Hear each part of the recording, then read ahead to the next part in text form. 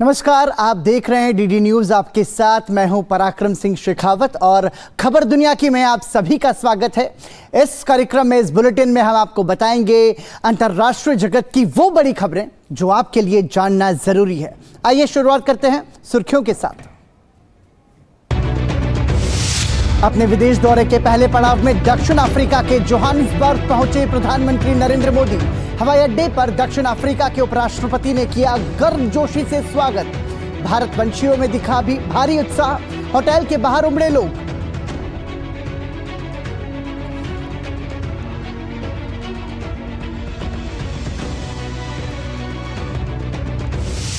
Johannesburg में प्रधानमंत्री नरेंद्र मोदी बुधवार को 15वें ब्रिक्स शिखर सम्मेलन में लेंगे हिस्सा। कहा, यह शिखर सम्मेलन ब्रिक्स को भविष्य के सहयोग वाले क्षेत्रों की पहचान करने और संस्थागत विकास की समीक्षा करने का एक उपयोगी अवसर करेगा प्रदान।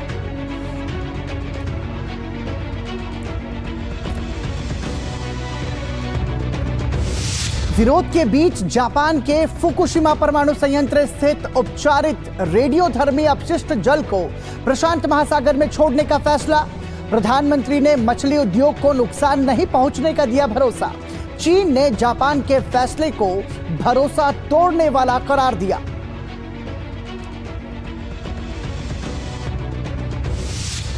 थाईलैंड में लंबे समय से जारी राजनीतिक गतिरोध खत्म। फू थाई पार्टी के श्वेता थाविसिन चुने गए थाईलैंड के नए प्रधानमंत्री। 15 साल से आत्मनिर्वासन में रह रहे पूर्व प्रधानमंत्री थाकसिन शिनवात्रा की हुई वापसी। भ्रष्टाचार के आरोप में अदालत ने सुनाई 8 साल की सजा।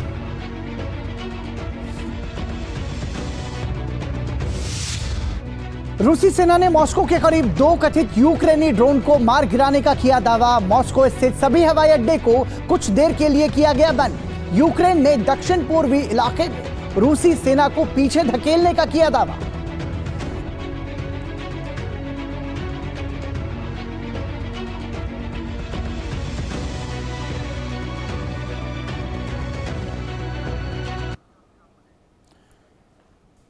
और सुर्खियों के बाद आइए अब नजर डालते हैं हमारे सबसे पहले और खास सेगमेंट एशिया का आईना में एशिया से जुड़ी खबरों के लिए।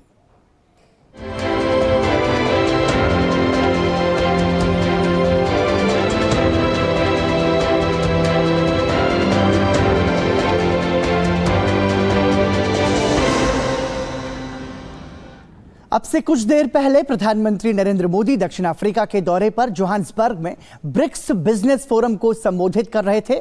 आइए देखते हैं प्रधानमंत्री नरेंद्र मोदी के संबोधन की बड़ी बातें। प्रधानमंत्री नरेंद्र मोदी ने अपने संबोधन में कहा, ब्रिक्स बिजनेस फोरम ने आर्थिक संबंधों को बढ़ाने में महत्वपूर्ण भूमिका निभाई है। साथ ही प्रधानमंत्री ने कहा कि कोरोना के दौरान ब्रिक्स आशा की किरण के तौर पर उभरा है।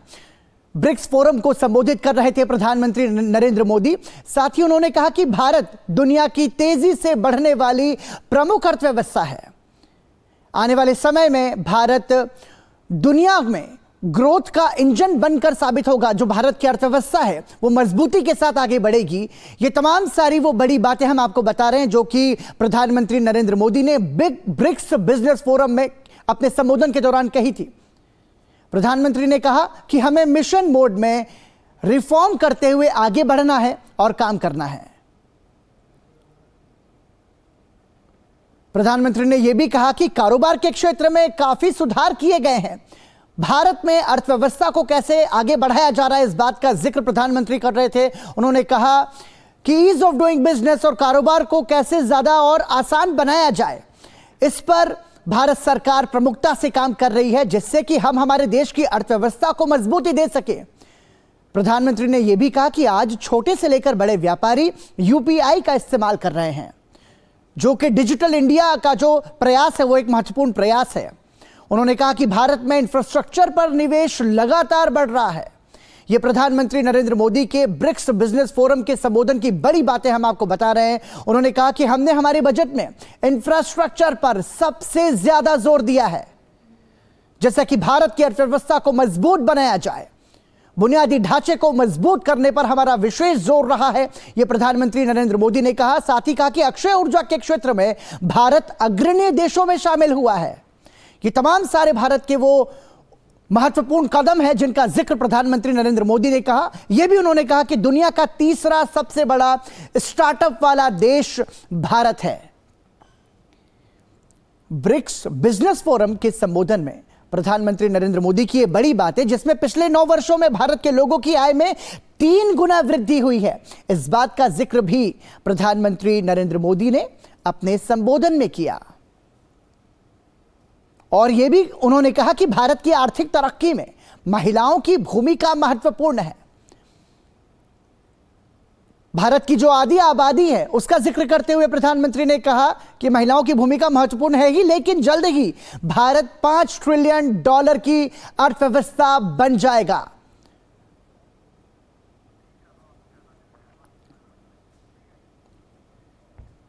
तो ये तमाम सारी वो बड़ी बातें जो प्रधानमंत्री नरेंद्र मोदी ने ब्रिक्स बिजनेस फोरम में अपने संबोधन के दौरान कही, वो हमने आपको बताई। और अपने विदेश दौरे के पहले पड़ाव में प्रधानमंत्री नरेंद्र मोदी दक्षिण अफ्रीका के जोहान्सबर्ग पहुंचे। हवाई अड्डे पर दक्षिण अफ्रीका के उपराष्ट्रपति ने प्रधानमंत्री का गर्मजोशी से स्वागत किया। जोहान्सबर्ग में भारतवंशियों में भी भारी उत्साह नजर आया। होटल के बाहर बड़ी संख्या में लोगों की भीड़ नजर आई। 15वें ब्रिक्स सम्मेलन में शिरकत करने के लिए प्रधानमंत्री नरेंद्र मोदी जोहान्सबर्ग पहुंचे। एयरपोर्ट पर उनका औपचारिक तौर पर स्वागत किया गया। वहीं एयरपोर्ट के बाहर प्रवासी भारतीय प्रधानमंत्री के इंतजार में थे। प्रधानमंत्री काफिला रुकवाकर उनके बीच पहुंचे। प्रवासियों के बीच जब भी मौका आता है प्रधानमंत्री नरेंद्र मोदी के स्वागत का, तो उनका उत्साह देखने लायक होता है। अमेरिका से जापान तक, ऑस्ट्रेलिया से इंग्लैंड तक प्रवासी उमड़ पड़ते हैं प्रधानमंत्री के लिए। होटल सेंटॉन पहुंचने पर जोहान्सबर्ग में रहने वाले प्रवासियों ने गर्मजोशी के साथ प्रधानमंत्री का स्वागत किया। चारों ओर मोदी मोदी और वंदे मातरम, भारत माता की जय जयकार से पूरा होटल गूंज उठा।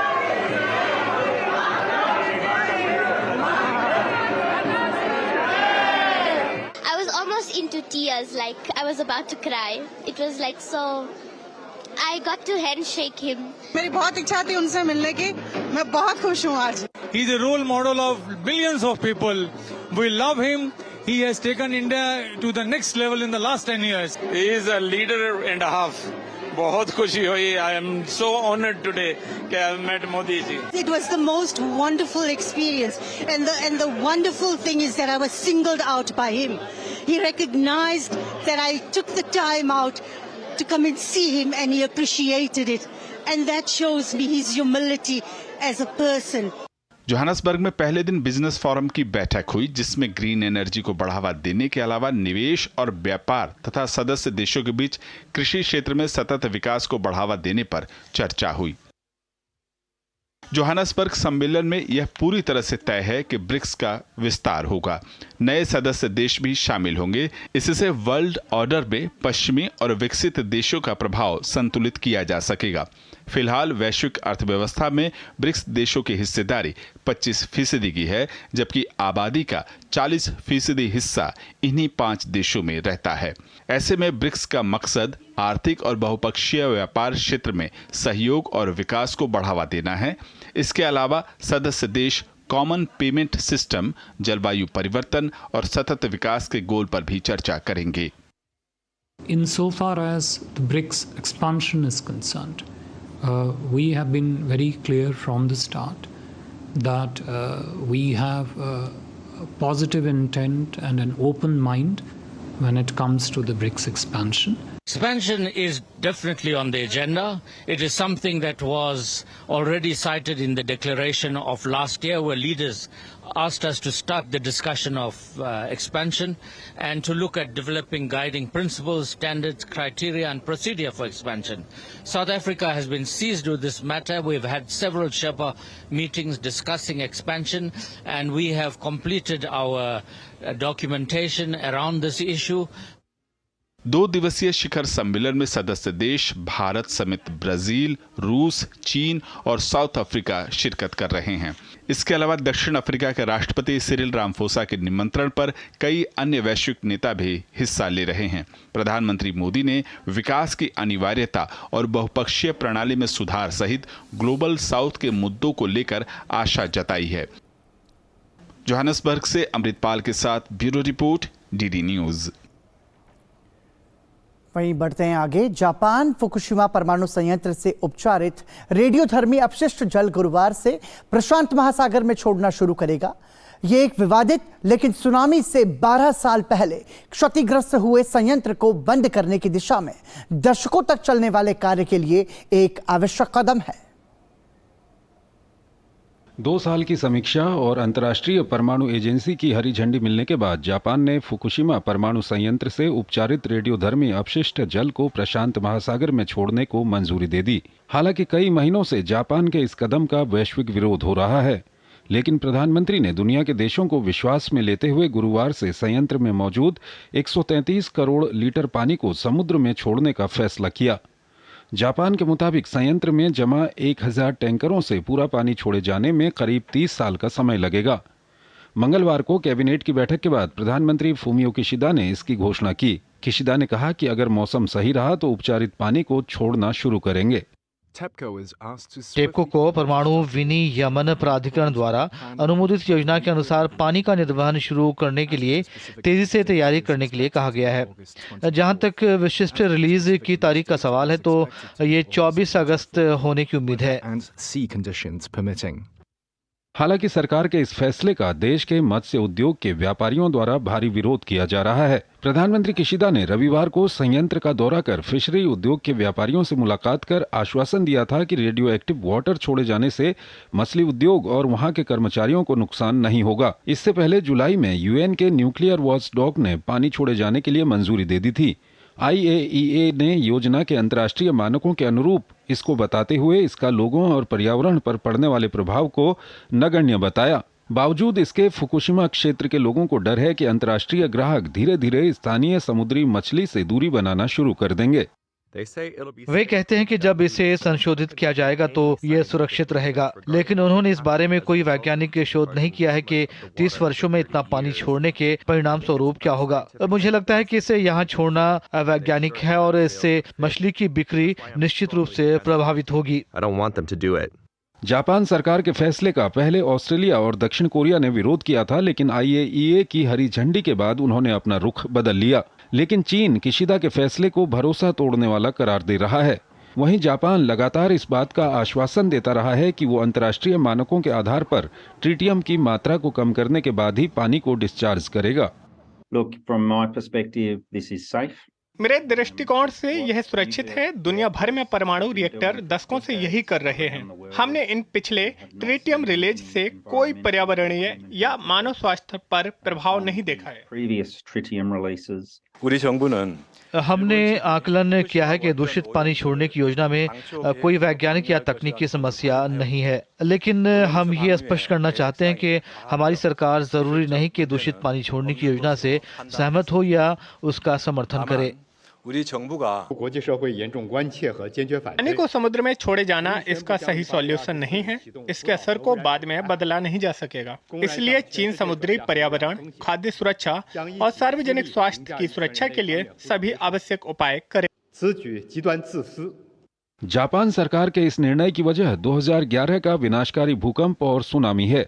इन आपदाओं ने फुकुशिमा परमाणु संयंत्र की बिजली आपूर्ति और शीतलन प्रणालियों को क्षतिग्रस्त कर दिया था, जिसकी वजह से रिएक्टर अत्यधिक गर्म हो गए और भारी रेडियोधर्मी सामग्री से संयंत्र के भीतर पानी दूषित हो गया। दरअसल फुकुशिमा संयंत्र का अपशिष्ट पानी पिछले 12 साल से परेशानी का सबब बना हुआ है। और इस खबर के साथ ही फिलहाल रुकते हैं एक छोटे से ब्रेक के लिए, लेकिन ब्रेक के बाद भी अंतर्राष्ट्रीय जगत से जुड़ी बड़ी खबरें जारी हैं। बने रहिए हमारे साथ।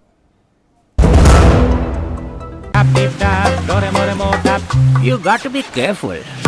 बारिश है, सड़कें बदलेंगी। Switch to Seat. बेटा change soon. It's monsoon. सेवा, सहयोग और समर्पण की भावना से आजादी के बाद पहली बार उपेक्षित वनटांगिया समाज की उन्नति का मार्ग प्रशस्त हुआ है। वर्ष 2017 में वनवासियों को सड़क, शिक्षा, चिकित्सा, राशन कार्ड, शौचालय, पक्के आवास, बिजली, सोलर लाइट, पेयजल जैसी मूलभूत सुविधाएं मिली हैं।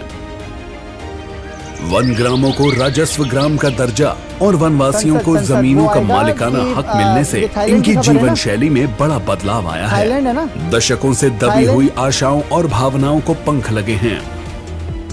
वनवासियों के प्रति माननीय मुख्यमंत्री जी का समर्पण भाव इसी से पता चलता है कि वह दीपावली का पर्व वन ग्राम में ही मनाते हैं, जिससे वनवासियों का उल्लास और उमंग देखते ही बनती है।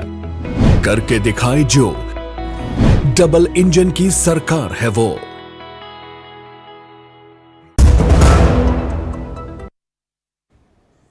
ब्रेक के बाद एक बार फिर आपका स्वागत। आप देख रहे हैं खबर दुनिया की और आइए बढ़ते हैं अगली खबर की ओर।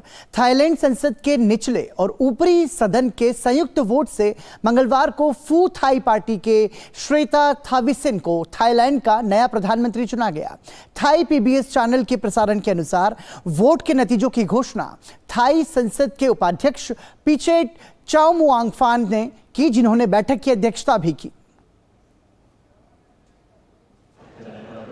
लंबी जद्दोजहद और राजनीतिक गतिरोध के बाद आखिरकार थाईलैंड को नया प्रधानमंत्री मिल गया। मंगलवार को संसद के संयुक्त अधिवेशन में रियल एस्टेट दिग्गज श्वेता थाविसिन ने प्रधानमंत्री बनने के लिए थाईलैंड की संसद का समर्थन हासिल कर लिया, जिससे नई गठबंधन सरकार का मार्ग प्रशस्त होने के साथ कई हफ्तों की अनिश्चितता और राजनीतिक गतिरोध का अंत हो गया। हालांकि इससे एक दिन पहले थाविसिन और उनके पूर्व सैन्य प्रतिद्वंद्वियों के बीच समझौते के बाद ही ये संभव हो सका। मतदान के परिणाम इस प्रकार हैं। 482 सदस्यों ने पक्ष में वोट दिया, जबकि 162 सदस्यों ने विरोध में वोट दिया। 81 मतदान से अनुपस्थित रहे। इसका मतलब है कि श्वेता थाविसिन को दोनों सदनों के सदस्यों से आधे से अधिक वोट मिले हैं। आम चुनाव से पहले श्वेता थाविसिन के प्रधानमंत्री बनने की कोई उम्मीद नहीं थी, क्योंकि सेना विरोधी माने जाने वाली पिटा लिमजारोएनराट की प्रगतिशील मूव फॉरवर्ड पार्टी मई में हुए आम चुनाव में पहले स्थान पर रही थी, लेकिन थाई संसद ने उनकी उम्मीदवारी के खिलाफ मतदान किया। राजनीतिक गतिरोध के बीच पॉपुलिस्ट फेउ थाई पार्टी को सरकार बनाने का मौका दिया गया। हालांकि चुनाव से ठीक पहले फेउ थाई पार्टी ने श्रीथा की जगह पूर्व प्रधानमंत्री थाकसिन शिनवात्रा की सबसे छोटी बेटी को प्रधानमंत्री पद के उम्मीदवार के रूप में घोषित किया था, जिसमें पार्टी दूसरे स्थान पर रही थी। 14 मई को थाईलैंड के चुनाव नतीजों में जनता ने लंबे समय से सत्ता में जमी सेना समर्थित सरकार को नकार दिया था। साल 2014 में वहां प्रयुत चान ओचा ने तख्ता पलटकर सैन्य समर्थित सरकार का गठन किया था। उसके बाद से थाईलैंड की सत्ता पर सेना का दबदबा है। ये महज एक संयोग ही है कि देश के पूर्व प्रधानमंत्री थाकसिन शिनवात्रा उसी दिन स्वदेश लौटे जब उनकी पार्टी को थाईलैंड की कमान सौंपी गई। हालांकि थाकसिन ने अपने स्वदेश वापसी के फैसले को संसद में प्रधानमंत्री पद के लिए फू थाई पार्टी के उम्मीदवार के लिए होने वाले संभावित मतदान से कोई लेना देना नहीं बताया। लेकिन राजनीतिक पंडितों का मानना है कि थाईलैंड लौटने का थाकसिन का कदम सत्ता हासिल करने की उनकी पार्टी की कोशिशों का हिस्सा हो सकता है, जिसके लिए 74 वर्षीय अरबपति नेता की स्वदेश वापसी को आसान बनाने के लिए उनकी पार्टी ने सेना समर्थक पार्टियों के साथ समझौता किया। बहरहाल थाकसिन शिनवात्रा के स्वदेश लौटते ही उन्हें गिरफ्तार कर लिया गया। रिपोर्ट के मुताबिक शिनवात्रा दूरसंचार व्यवसाय में अपना भाग्य बनाने के लिए स्वदेश लौटे थे, मगर एयरपोर्ट पर कुछ समय बिताने के बाद ही उन्हें गिरफ्तार कर कड़ी सुरक्षा में सुप्रीम कोर्ट ले जाया गया। सुप्रीम कोर्ट ने पूर्व पीएम पर सत्ता के दुरुपयोग सहित कई अन्य आपराधिक मामले की सुनवाई के बाद 8 साल की सजा सुनाई। हालांकि पूर्व प्रधानमंत्री ने अपने ऊपर लगे आरोपों को राजनीति से प्रेरित करार दिया। दरअसल देश के जाने माने उद्योगपति थाकसिन ने साल 2001 में राजनीति में प्रवेश किया। राजनीतिक महत्वाकांक्षा को पूरा करने के लिए उन्होंने थाईलैंड की ग्रामीण जनता के बीच अपनी पैठ बनानी शुरू की। गांव के ये वही लोग थे जिन्हें लंबे समय तक देश की सत्तारूढ़ पार्टियों ने भुला दिया था, लेकिन बावजूद इसके उन्हें सत्ता के शिखर पर पहुंचने में 5 साल लग गए। 2006 में भारी बहुमत से थाकसिन ने सत्ता संभाली। सितंबर 2006 में जब थाकसिन न्यूयॉर्क में संयुक्त राष्ट्र को संबोधित करने की तैयारी कर रहे थे, उसी वक्त देश की सेना ने सत्ता का दुरुपयोग का आरोप लगाकर सत्ता पर कब्जा कर लिया। अदालत से दोष सिद्ध होने के बाद से थाकसिन शिनवात्रा खुद को राजनीति से दूर कर दुबई में रहने लगे।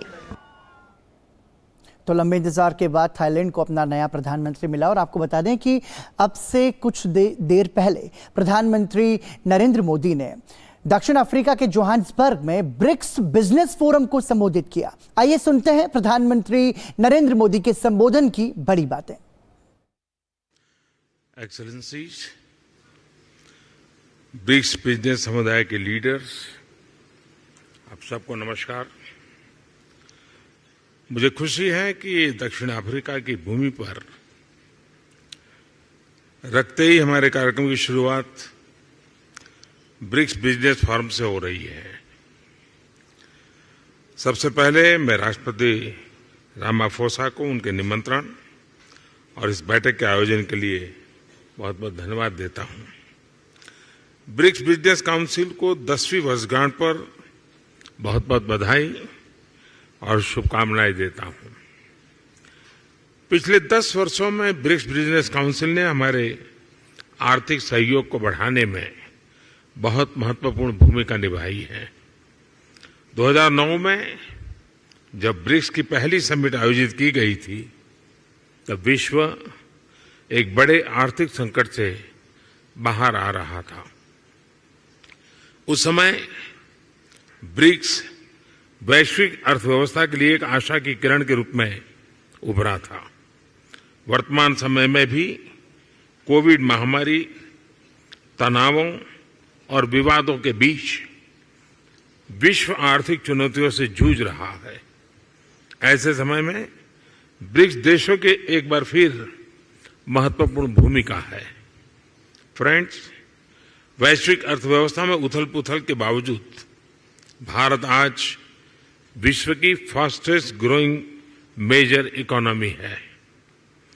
जल्द ही भारत $5 ट्रिलियन इकोनॉमी बन जाएगा। इस बात में कोई संदेह नहीं कि आने वाले वर्षों में भारत विश्व का ग्रोथ इंजन होगा। ये इसलिए है क्योंकि भारत ने आपदा और मुश्किलों के समय को आर्थिक सुधार के अवसर में परिवर्तित किया। पिछले कुछ वर्षों में हमने मिशन मोड में जो रिफॉर्म्स किए हैं, उनसे भारत में ईज ऑफ डूइंग बिजनेस में लगातार बढ़ोतरी हुई है। हमने कंप्लायंस बर्डन को कम किया है, रेड टेप को हटाकर रेड कारपेट बिछा रहे हैं। जीएसटी और इंसॉल्वेंसी एंड बैंक्रप्सी कोड के लागू होने से इन्वेस्टर कॉन्फिडेंस बढ़ा है। रक्षा और अंतरिक्ष जैसे क्षेत्र जिनको प्रतिबंधित माना जाता था, आज प्राइवेट सेक्टर के लिए खोल दिए गए हैं। हमने पब्लिक सर्विस डिलीवरी और गुड गवर्नेंस पर विशेष रूप से ध्यान केंद्रित किया है। टेक्नोलॉजी के इस्तेमाल से भारत ने फाइनेंशियल इंक्लूजन की और एक बड़ी छलांग लगाई है। इसका सबसे अधिक लाभ हमारी ग्रामीण महिलाओं को मिला है। आज एक क्लिक से भारत में करोड़ों लोगों को डायरेक्ट बेनिफिट ट्रांसफर किए जाते हैं। अब तक $360 बिलियन से भी अधिक ऐसे ट्रांसफर किए जा चुके हैं। इससे सर्विस डिलीवरी में पारदर्शिता बढ़ी है और भ्रष्टाचार और मिडलमैन कम हुए हैं। प्रति गीगाबाइट डाटा की कीमत में भारत सबसे किफायती देशों में है। आज भारत में स्ट्रीट वेंडर से लेकर बड़े बड़े शॉपिंग मॉल तक यूपीआई यानी यूनिफाइड पेमेंट इंटरफेस का इस्तेमाल किया जाता है। आज विश्व के सबसे अधिक डिजिटल ट्रांजैक्शन वाला देश भारत है। यूएई, फ्रांस, सिंगापुर जैसे देश इस प्लेटफॉर्म के साथ जुड़े हैं। ब्रिक्स देशों के साथ भी इस पर काम करने के लिए अनेक संभावनाएं हैं। भारत के इंफ्रास्ट्रक्चर में बड़े पैमाने पर हो रहे निवेश से देश का परिदृश्य बदल रहा है। इस वर्ष के बजट में हमने इंफ्रास्ट्रक्चर के लिए लगभग $120 बिलियन का प्रावधान रखा है। इस निवेश के माध्यम से हम भविष्य के एक नए भारत की मजबूत नींव रख रहे हैं। रेल, रोड, वाटरवे, एयरवेज हर क्षेत्र में तेज गति से बदलाव आ रहा है। आज भारत में 10,000 किलोमीटर प्रति वर्ष की रफ्तार से नए हाईवे बन रहे हैं। पिछले 9 वर्ष में एयरपोर्ट की संख्या दोगुनी हुई है। निवेश और उत्पादन को बढ़ाने के लिए हमने प्रोडक्शन लिंक इंसेंटिव स्कीम्स लागू की है। लॉजिस्टिक्स कॉस्ट कम होने से भारत का मैन्युफैक्चरिंग सेक्टर कॉम्पिटिटिव हो रहा है। रिन्यूएबल एनर्जी के क्षेत्र में भारत वर्ल्ड लीडर में से एक है। हम भारत को solar energy, wind energy, electric vehicles, green hydrogen, green ammonia जैसे क्षेत्रों में ग्लोबल मैन्युफैक्चरिंग हब बनाने के लिए सक्रिय रूप से कदम उठा रहे हैं। स्वाभाविक है कि इससे भारत में रिन्यूएबल टेक्नोलॉजी का एक बड़ा मार्केट बनेगा। आज भारत में विश्व का तीसरा सबसे बड़ा स्टार्टअप इकोसिस्टम है। भारत में इस समय 100 से भी अधिक यूनिकॉर्न है। आईटी, टेलीकॉम, फिनटेक, एआई और सेमीकंडक्टर्स जैसे क्षेत्रों में हम make in India, make for the world के विजन को आगे बढ़ा रहे हैं। इन सभी प्रयासों का सामान्य जन के जीवन पर प्रत्यक्ष रूप से सकारात्मक प्रभाव पड़ा है। पिछले 9 वर्षों में लोगों की आय में लगभग 3 गुना वृद्धि हुई है। भारत के आर्थिक विकास में महिलाओं की सशक्त भागीदारी रही है। आईटी से लेकर स्पेस तक, बैंकिंग से लेकर हेल्थ केयर तक महिलाएं पुरुषों के साथ कंधे से कंधा मिलाकर देश की प्रगति में योगदान दे रही है। भारत के लोगों ने 2047 तक एक विकसित राष्ट्र बनाने का संकल्प लिया है। फ्रेंड्स, मैं आप सभी को भारत की विकास यात्रा में शामिल होने के लिए आमंत्रित करता हूं। कोविड महामारी ने हमें रेजिलिएंट और इंक्लूसिव सप्लाई चेन्स के महत्व को सिखाया है। इसके लिए आपसी विश्वास और पारदर्शिता बहुत ही महत्वपूर्ण है। हम एक दूसरे की ताकतों को जोड़कर पूरे विश्व, खासतौर पर ग्लोबल साउथ के कल्याण में महत्वपूर्ण योगदान दे सकते हैं। एक्सेलेंसी, मैं एक बार फिर ब्रिक्स बिजनेस जगत के लीडर्स को उनके योगदान के लिए बधाई देता हूं। इस मीटिंग के शानदार आयोजन के लिए मैं मेरे मित्र राष्ट्रपति रामाफोसा का भी आभार व्यक्त करता हूं। बहुत बहुत धन्यवाद।